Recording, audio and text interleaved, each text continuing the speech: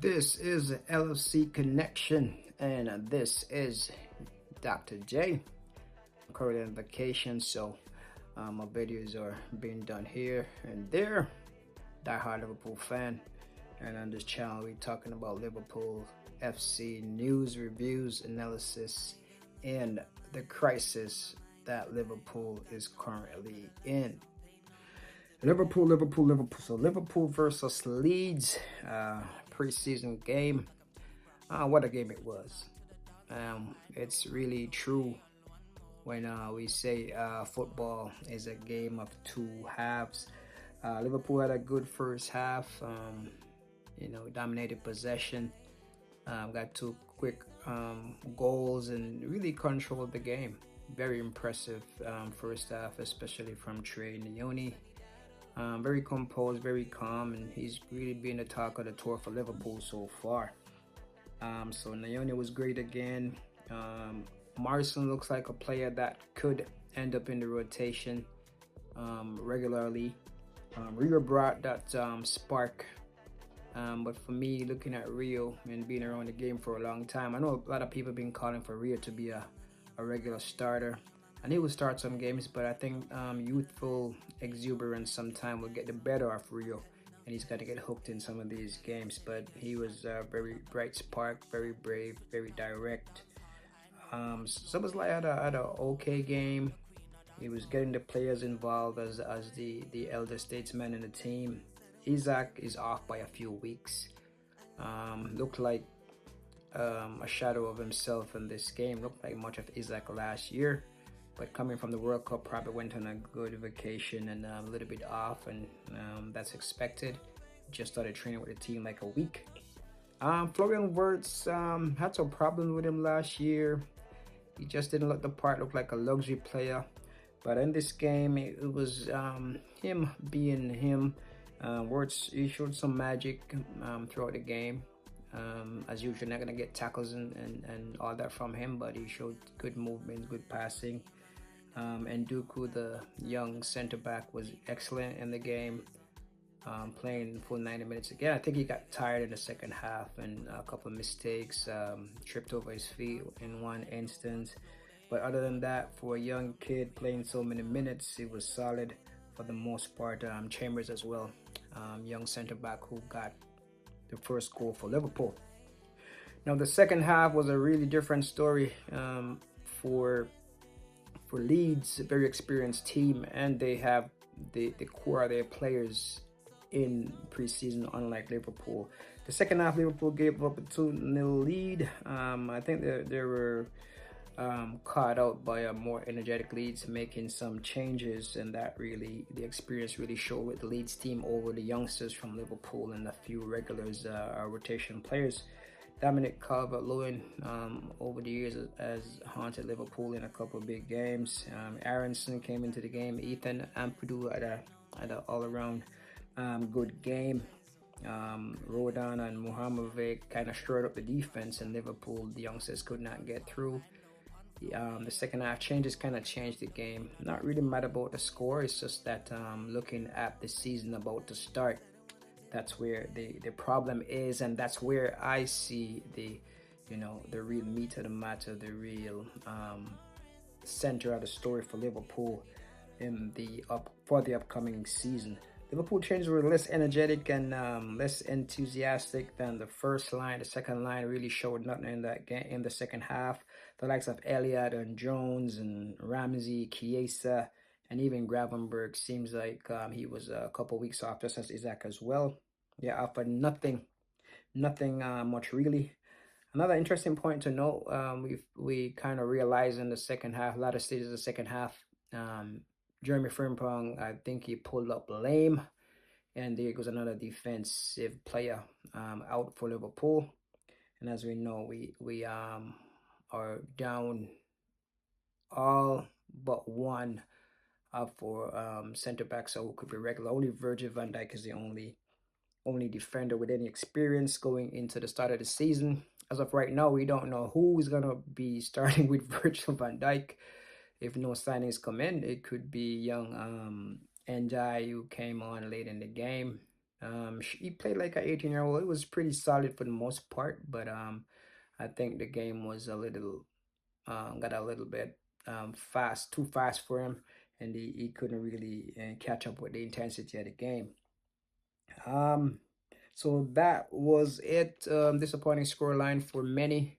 I think the first half really showed that the youngsters they could hold their own, but the second half I think everything just went downhill. Now with 3 weeks before the opener versus Newcastle, there's a lot of unsurety, a lot of mediocrity, and the injuries has created more suspense than Scream 7. More suspense than Scream 7. Like, you don't know what's going to happen next. Um, it seems like deja vu in terms of signings for Liverpool. We know where the signings need to come in. We're talking about a centre back, right back, a gritty number 6, and the winger. But I think much of the story, much being made. I think much of the story is about bringing in Bradley Barcola. But as I said in my previous video, that Liverpool can get through the season without a Bradley Barcola, but Liverpool cannot get through the season without signing a recognized, experienced centre back. Even emerging talent, but there's going to be bodies brought in. And before this game, we were saying there needs to be like a hybrid centre back coming into the team, a centre back who could also play right back. And quality center backs and are going off the table, coming off the transfer scope really fast. We had John Stones available as a free agent. We had a few players that were available, and we haven't really seen any concrete move by Liverpool. We have heard about interest, but we haven't seen anything really. So, what the transfer is moving so slow for a big club, it looks really, really, really, really concerning for a big club. And I think Liverpool will be making some knee-jerk reactions, but I hope we can make the best knee-jerk reaction, and see if it pays dividends. As we know, Liverpool lost the the the team, the gurus who've been, well, the main guru Michael Edwards, who've been instrumental in formulating the Liverpool transfers over a couple of years. But this now kind of started to seem like deja vu 2025, 2026, where Liverpool left it late to sign players. We were jonesing over Mark Guay. We missed out. We wanted Isaac. The saga dragged on. We end up signing Hugo Ekitike. Eventually, we got Isaac, which is basically the same type of players, really. In a nutshell. Isaac was more prolific in the EPL. Ekitike had a good season in the Bundesliga, but these two players, by their body makeup and style of play, they're definitely going to be injury prone. So I think that was buying two same pair of shoes right there, and you're not gonna get two different effect. Now Liverpool is looking to be more more reactive than proactive, and certainly it doesn't look like a big club making big moves. I think even Ipswich and Hull and Coventry have their players together already, but a big club, European champions, 2 seasons removed, English Premier League champions, and it just doesn't look good because the signings that Liverpool really needs, these are signings and positions that has been highlighted for 3-4 years, and let's say last year or the year before. So these signings should have been in place, and whether there was a managerial change, because we already know or understand that the players wanted by Arne Slot, who was the part of the team, will not necessarily be the players that under Iraola will use. But there should have been, some plans in place, and even since under Iraola came in to make some signings, and people might say from a fan standpoint, we just see it that way. They can't just go out and sign players willy nilly. But when it comes to down to 3 weeks left in the season, and you're missing key positions because you lost Mo Salah, who is irreplaceable, We lost Andy Robertson. We can get through with that. A left back with Smikas and Kirkes. But at center back, we were thin from last year, and then we lost Ibrahim Konate. His replacement should have been um, identified a long time ago. It's hard to replace Virgil van Dijk, but his replacement should have been in the pipeline or is in the pipeline. We don't know, but um, definitely we needed a center back, and this player should have been included in the team and be on the preseason already. And now we're down to, I want to say, to skin. We're down to bare bones right now. So as we know, for Liverpool, Michael Edwards left the club, allegedly due to certain disagreements, and probably one of the main ones being talked about is Liverpool. I think he wanted Liverpool to be, one of these clubs to have a multi-club system, but I think allegedly FSG wasn't really ready for that, and now Liverpool is more hopeful than ambitious. The Richard Hughes, the other gentleman that is trusted with the signings and transfers, he is set to leave the club until the end of September. So right now he's just helping out. So Michael Edwards was left. Richard Hughes is just helping out. And come on, this is a big club. Um, it seems FSG is pinching pennies. That's what we're trying to ascertain right now. Is it a case where FSG is holding to what what they have? As I mentioned before, 400 million was spent last year. That's a lot of money. The returns wasn't really good in terms of the assets that were acquired. If we look on the business side, so could the reluctance to sign players be hinged on the need for injection of funds? Because as we have heard rumors about a consortium looking to buy a 30% stake in Liverpool. It seems Michael Edwards, the CEO of football, the transfer guru, and Richard Hughes, the sporting director, they know something that we as the ordinary fans don't know, you know. But there's always disagreements, and people move on from establishments. So there was an article that said this summer will define the Richard Hughes legacy at Liverpool. And I don't know if you know, this season or this transfer um, opening or transfer will be something that can be rectified.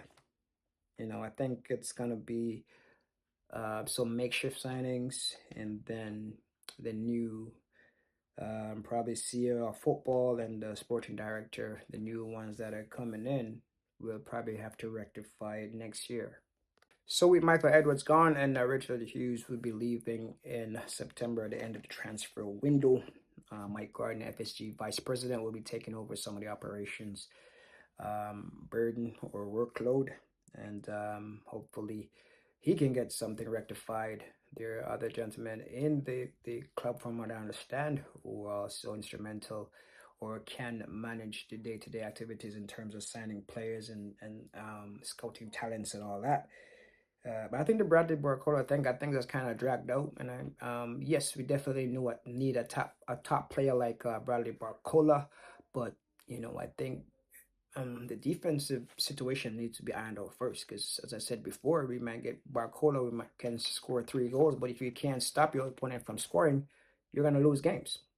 You're going to draw games in the dying embers. You're going to lose games in the dying embers. As we saw with Liverpool, we had about 5 or 6 games that we either drew or lost in 90 minutes, 90 minutes plus. So it is definitely, a concerning scenario on what the priorities are with Liverpool at this moment. Now with PSG demanding over $100 million for Bradley Barcola. Numbers being thrown about of 145 million euros, just after signing 200 million plus euros players last season. I think in some regards would be good money spent, but I think that 145 million euros could be spread over three players. I mean, three quality players. It's, you don't want a top heavy team. And defense, defense, defense. That's the crisis at Liverpool right now. And if we're just going after Barcola, and PSG gonna drag it out and inflate the price of this player who is no Kylian Mbappe, then Liverpool could be going down a hole or climbing up a tree without hands. On Saturday, August 1st, Liverpool needed a hybrid defender, a centre back who could play right back. That's what Liverpool needed. But with Jeremy Frimpong pulling up lame, Conor Bradley not going to be back for a couple of months, Giovanni Leone for a couple of months, I would say. Joe Gomez, who knows? So we're down to Virgil van Dijk, young Chambers, and young Njai. Now, don't tell me that Wataru Endo can play center back or Ryan Gravenberg. That's I wouldn't say it's ridiculous, but that's not something conducive to success. These players often have their struggles in the center of the park, and you're gonna use them as makeshift center backs until Joe Gomez is fit, Leone is fit, Jeremy Jacquet is fit. Because Jeremy Jacquet initially I thought he would be starting with Virgil van Dijk come the start of the season, but right now he's being managed. And I don't think it's a shoulder injury. I think it's lack of fitness, and he's probably picked up another injury. So now we're starting the season with probably 4 or 5 players in the nursing room, in the doctor's office, trying to get fit, trying to get healthy. So it looks like it is a crisis. So Liverpool has left from needing a hybrid center back to needing probably a right back and a center back. But I think if in any case there needs to be a center back, and I think we probably can get away with a makeshift right back. Dominic Szoboszlai could play that position for a couple of weeks until someone comes back. Frimpong comes back into the game. I'm not sure Ramsey is ready. He wasn't ready on the slot. He hasn't shown much. If he's ready, he probably need more minutes, but it still could be a player who could be in the rotation. So there are a couple of center backs that Liverpool has been linked to over the years or over the past year, that Liverpool, I hope they're working on getting some type of information from these players, their clubs, to see if these players are available for sale. Try to negotiate some a deal, either a cut price deal or a term deal or something in that effect. But for a big club like Liverpool, now you can't start the season like this. It's already kind of too late in bringing someone in to get them integrated with the system. So it's a little late, but better late than never. Some of the players I think could be good recommendations for Liverpool is Ilya Zabani, formerly of Bournemouth, not of PSG. Liverpool been linked with him. Not sure situation at PSG, but he would come for a price of around 60 million euros. It could be a replacement for Konate. As I said, it's very hard to replace Virgil van Dijk in this season.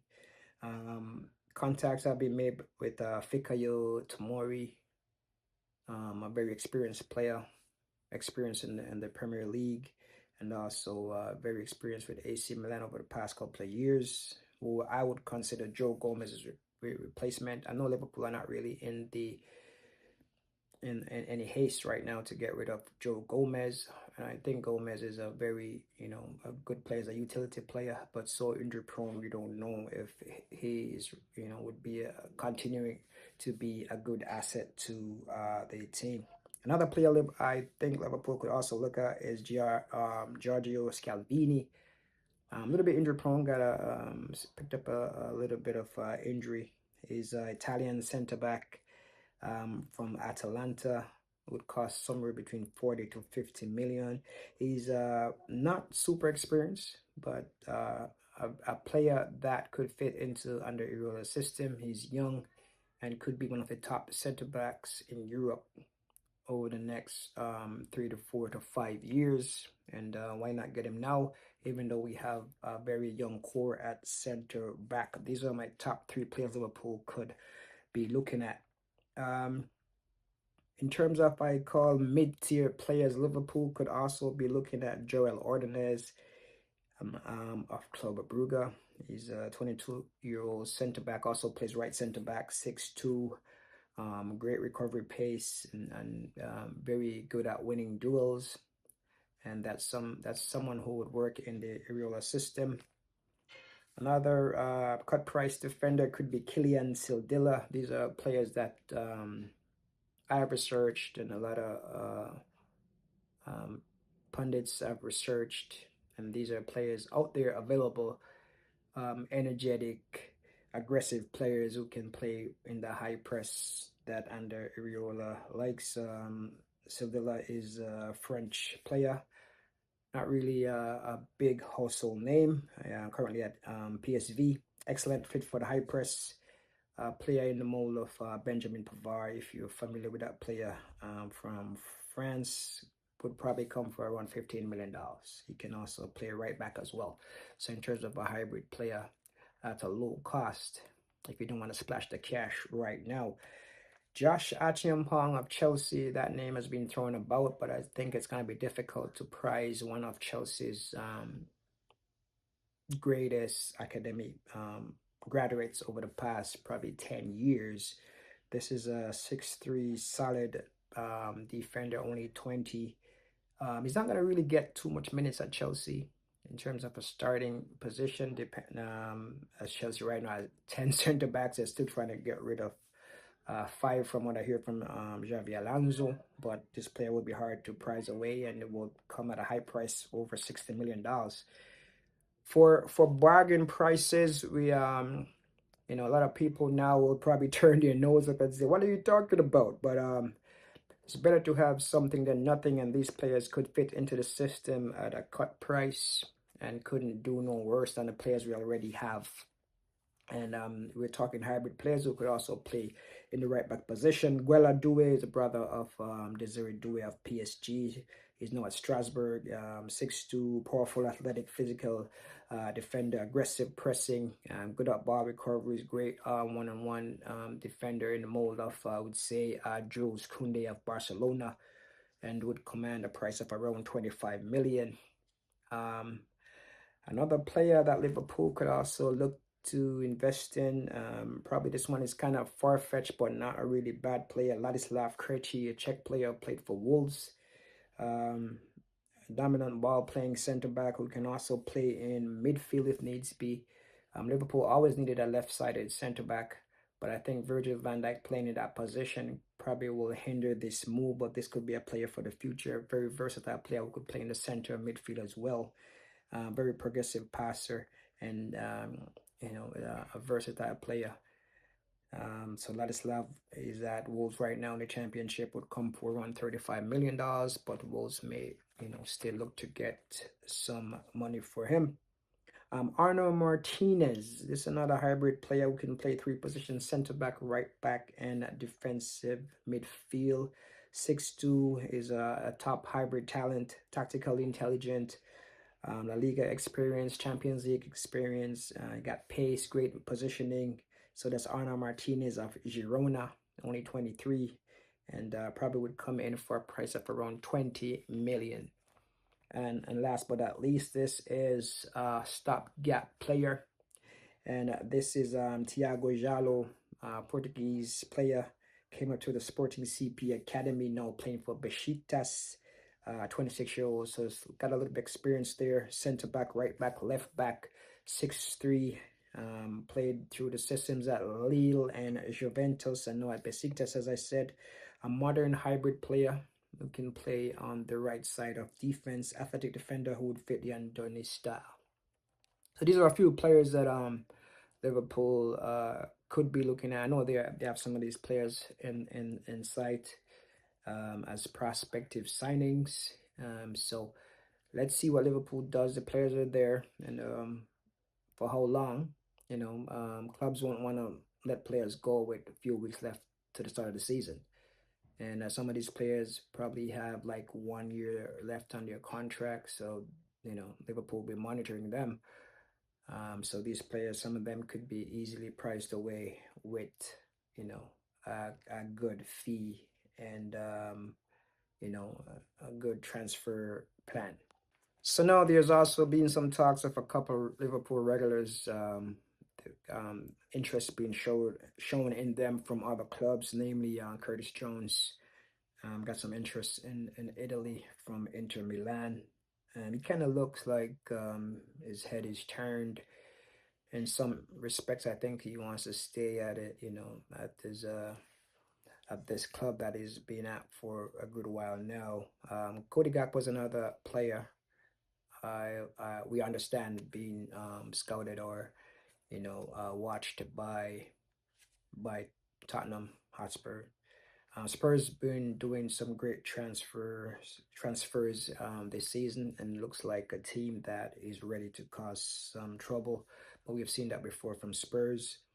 So in the event any of these players move, then there probably has to be at least one of these players have to be replaced.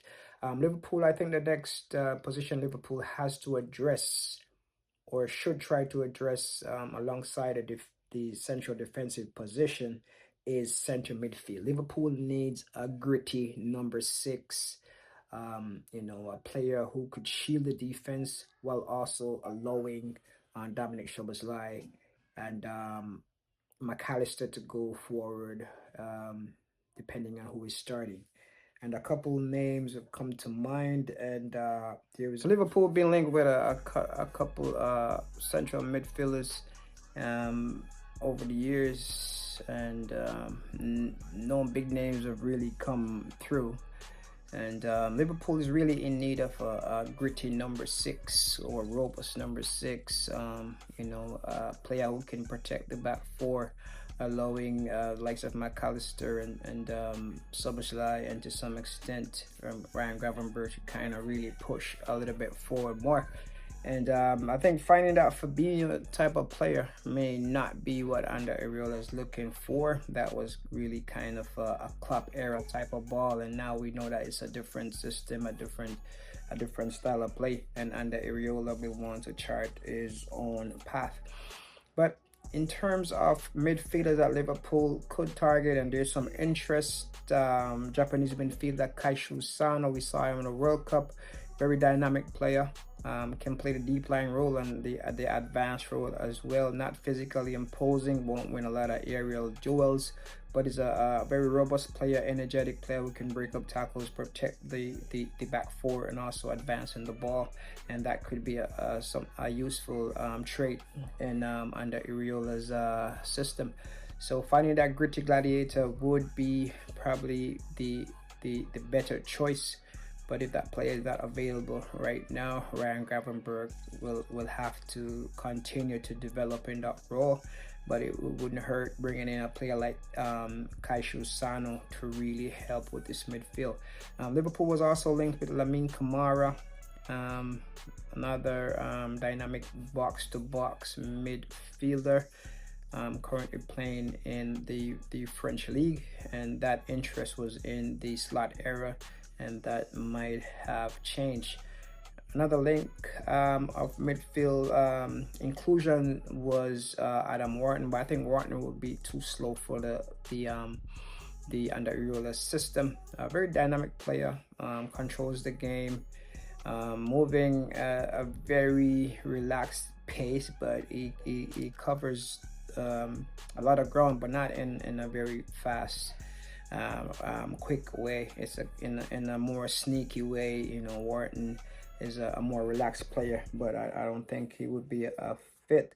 There are a couple players that could have be included in the system, but just recently they either signed long-term contracts or they have pledged allegiance to their team, like Ederson, who got turned down by Manchester United. Martin Holman just left Sporting CP and went over to Atletico Madrid. So Liverpool really lost out on a couple players that could have really bolstered the system, but the change in management kind of really changed the transfer plans. But as it stands, Liverpool should be looking to bolster the defensive ranks this week, and if possible, bringing in a central midfielder, and we're still looking at that Bradley Barcola deal if it will go through. If not, I don't think it will be the end of the world. Liverpool could move on, and that proposed probably 120, 140 million euros could be spent either in other to strengthen other positions. Probably bringing even three solid players to balance the team, just in case we have any players leaving. So this is the LFC Connection. It's Dr. J, and we catch you on the next one. You never walk alone, Liverpool.